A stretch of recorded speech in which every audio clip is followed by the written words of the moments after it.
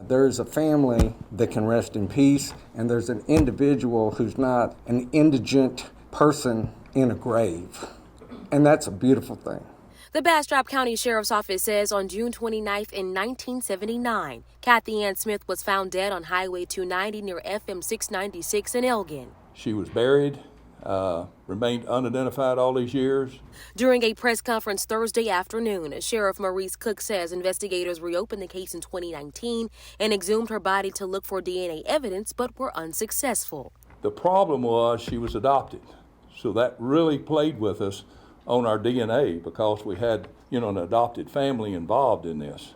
In 2022, investigators exhumed Smith's body again and used DNA evidence and genetic genealogy to match her to a family tree.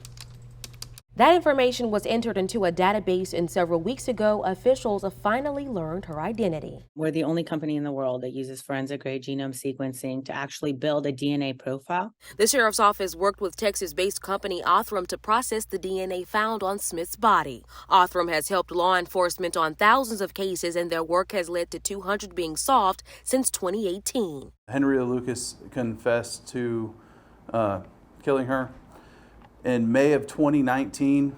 Sheriff Cook says Lucas, a known serial killer, is considered the primary suspect in this case. He died in prison while serving time for an unrelated crime, and investigators say there are no other suspects. Smith's death was ruled as a homicide, and an autopsy found trauma to her body consistent with a car accident. Smith, who would have turned 67 last week, leaves behind a daughter and a family that's asking for privacy at this time. You're talking about gratifying. That is extremely gratifying to know that daughter now knows exactly what happened to her mother. Paige Hubbard reporting, CBS Austin News.